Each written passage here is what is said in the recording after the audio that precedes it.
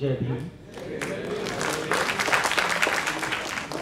मैंने उस दिन भी अपने भाषण में कहा था कि अब मुझे बाबा साहब के बारे में पढ़ने के बाद नमो बुद्धाय भी अधूरा लगता है जब तक मैं जय भीम ना कहूँ।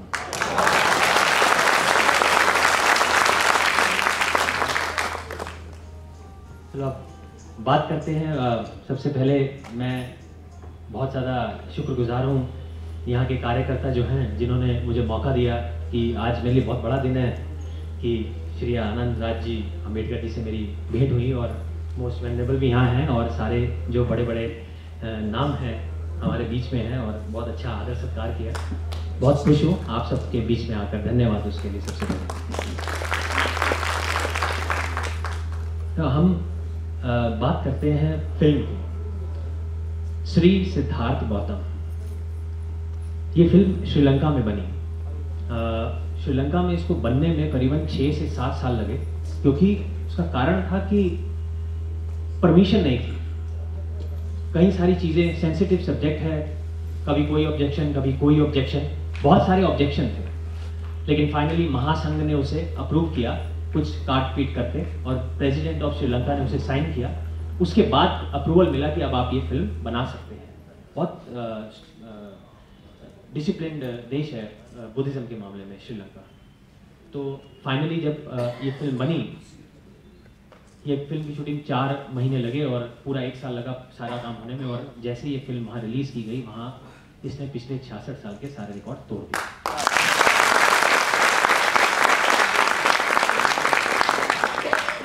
मैं एक हिंदू परिवार में पला बड़ा, पैदा भी वहीं हुआ, लेकिन मैं भी जो है मरना हिंदू नहीं चाहता।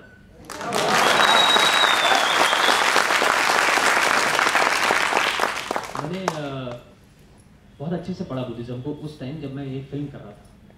और जब मैंने फिल्म की और मुझे एहसास हुआ कि इतना बड़ा धम्म का खजाना और बहुत सारे देश इसका फ़ायदा उठा रहे हैं, चाइना, जापान, थाईलैंड, वियतनाम, कहाँ पहुँच गए हो, लेकिन भारत में बुद्धिज़्म है ही नहीं। मुझे तो कोई बुद्धिस्ट दिखा ही नहीं तब तक मैं किसी को जानता ही नहीं था। तो मैं तो श्रीलंका में था। मैं वापस आया, फिर मुझे मालूम चला कि चलो सलाम करता हूँ बाबा साहब को, अब बुद्धिज़्म भारत में है। फिर थोड़ा उनके बारे में पढ़ा कि जितना थोड़ी बहुत नॉलेज ले सकता था मैंने वो नॉलेज ली। फिर मालूम चला कि उन्होंने अपने कुछ किताब में लिखा काफ़ी सारी चीज़ें कि जब वो छोटे थे तो उनको बच्चों के साथ बैठकर पढ़ने नहीं दिया जाता था।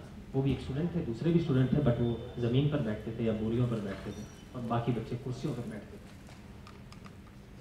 उनको साथ में खेलने नहीं दिया जाता था। कुछ अजीब सी धारणा दिमाग कि छूत अछूत, ऊंच नीच। पानी नहीं पीने दिया जाता था साथ में, कि आप एक जगह से पानी भी नहीं पी सकते, खाना खाने की तो बात ही छोड़ दीजिए। फिर बड़े हुए, अमेरिका गए। अमेरिका में जब उन्होंने पढ़ा कि उन्होंने देखा कि यार यहाँ तो सब एक बराबर है, सब साथ में खेलते हैं, उठते बैठते हैं, खाते पीते हैं, कोई ऐसा कोई धारणा नहीं है। तो उन्होंने बहुत मेहनत की। मेहनत करने के बाद आज इतना बड़ा उन्होंने मुकाम हासिल किया कि जिस बाबा साहब को साथ में बैठने नहीं दिया जाता था, आज उनकी तस्वीर जहाँ पर भी लग जाए वर्ल्ड में, कोई प्रधानमंत्री हो, राष्ट्रपति हो, उसका सर झुक जाता है। ये हमारे श्री सिद्धार्थ गौतम। मैंने सोचा कि चलो अब समय आ गया है। जो 60 साल पहले बाबा साहब ने एक धम्म चक्र चलाया था कि बुद्धिस्ट भी अधूरा बुद्धिस्ट है अगर उसको वो स्प्रेड ना करे। शायद मुझे मालूम नहीं, आपको मालूम है कि नहीं, ये बात मालूम है कि या नहीं। अगर आप पूरे बुद्धिस्ट नहीं है, जब तक आप इस बुद्धिज्म का प्रचार नहीं करेंगे, आप अधूरे बुद्धिस्ट हैं। ये बात जरूरी है, ये आपके धर्म में, ये आपकी वे ऑफ लाइफ में आता है कि आप इसका मैक्सिमम प्रचार करें। तो अब जब मैंने ये फिल्म की, अब मुझे लगा कि अब भारत में लानी चाहिए जो धम्म चक्र उन्होंने 60 साल पहले चलाया है। अब समय आ गया है, वो जो धीमी गति से चल रहा है, अब उसकी गति थोड़ा सा बढ़ाने का समय। इसके लिए जो फिल्म है श्री सिद्धार्थ गौतम, पिछले 1.5 साल मेहनत की। यहाँ तक कि पिछले साल मैं श्रीलंका से गौतम बुद्ध की अस्थियां लेकर आया कि चलो एक जागरूकता आएगी। लाखों लोगों ने आशीर्वाद दिया बहुत ज़्यादा बड़ा इवेंट की गए, 10 दिन यहाँ पर रुके, कई कठिनाइयाँ का सामना किया। सोचा था उस समय ये फिल्म रिलीज़ करेंगे, लेकिन दुर्भाग्य बहुत बड़ा ये है कि ऐसी फिल्म के लिए कोई डिस्ट्रीब्यूटर आगे नहीं आता, क्योंकि सबको पैसा चाहिए, कोई नहीं आया आगे। तो हमने हिंदी में डब किया। अगर मुझे पता होता ये खाली महाराष्ट्र में रिलीज हो पाएगी तो मैं शायद मराठी में बनाता, लेकिन हिंदी भारत का सोचा था, इसलिए हिंदी में रिलीज की, हिंदी में बनी। और उसके बाद आज 1.5 साल के बाद मैं शुक्रगुजार हूँ नितिन गजभिये जी और प्रशांत सारे जी का, जिन्होंने मेरा हाथ पकड़ा और कहा कि कोई बात नहीं, हम इसे महाराष्ट्र में रिलीज करेंगे। और 14 अक्टूबर को ये फिल्म रिलीज हुई महाराष्ट्र में। अब 14 तारीख को रिलीज होने के बाद जो इस फिल्म के रिजल्ट आने लगे, हम भी गए। शुरू में सुना कि हाँ नागपुर में काफ़ी हमने धमाल मचाया था, पिछले आस्ती आती लोगों को इस बात के बारे में मालूम था, तो कुछ लोग गए, कुछ नहीं गए, कुछ शोज कम मिले। ये बात शुरू करने से पहले मैं एक दिल पे हाथ रख के आप सबसे पूछना चाहता हूँ कि आप प्लीज़ आप में से बताइए कि आप अभी तक आप में से श्री सिद्धार्थ गौतम फिल्म कितने लोगों ने देखी है? प्लीज़ आप हाथ खड़ा करिए। हाँ, 4-5 लोग दिख रहे हैं मुझे, थैंक यू। ये प्रॉब्लम है हमारा। इस प्रॉब्लम को सॉल्व करने के लिए आज मैं पुणे आया हूँ कि यहाँ पे मुझे बहुत सारे हाथ दिखने चाहिए थे, जिसमें 4-5 हाथ दिखे। अब उन्होंने बात की कि हमने ये फिल्म देखी और हमें युवराज सिद्धार्थ दिखाई दिए, हमें गौतम बुद्ध तो दिखाई नहीं दिए। ठीक है, उनका क्वेश्चन भी ठीक है।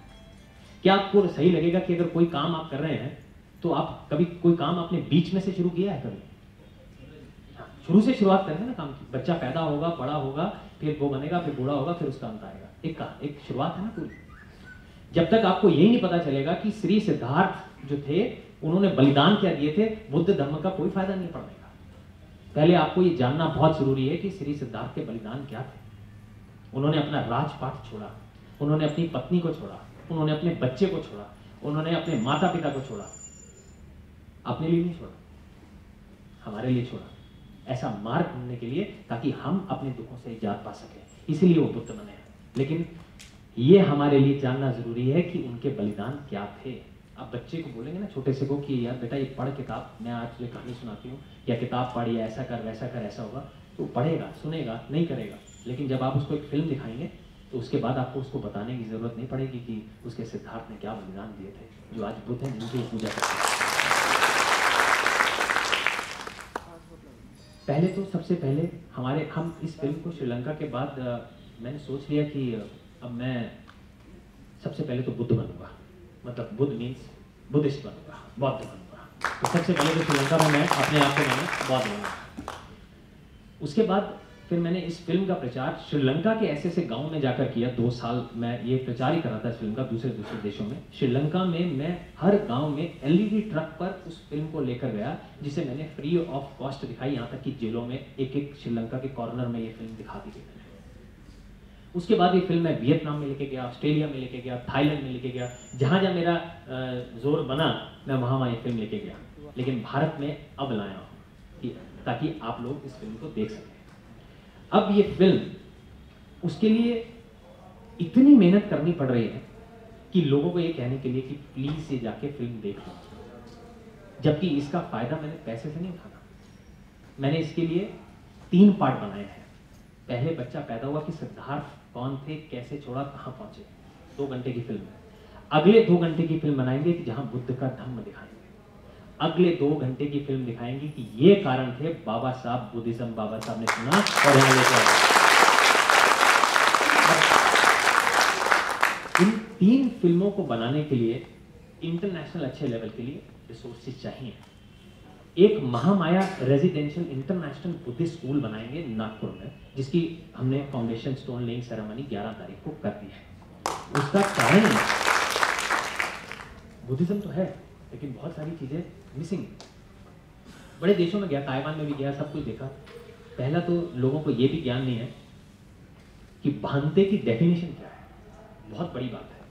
मैंने श्रीलंका में सब कुछ देखा बुद्धिज्म, और सडनली जब भारत में आया तो मैंने कई लोगों को भांतों को धक्के मारते हुए देखा। चलिए जी, चलिए आगे चलिए, चलिए बहुत दे दो, अरे भांते जी जरा साइड हो जाओ, ये मैंने ऐसे करते हुए देखा। बड़ा दुख हुआ।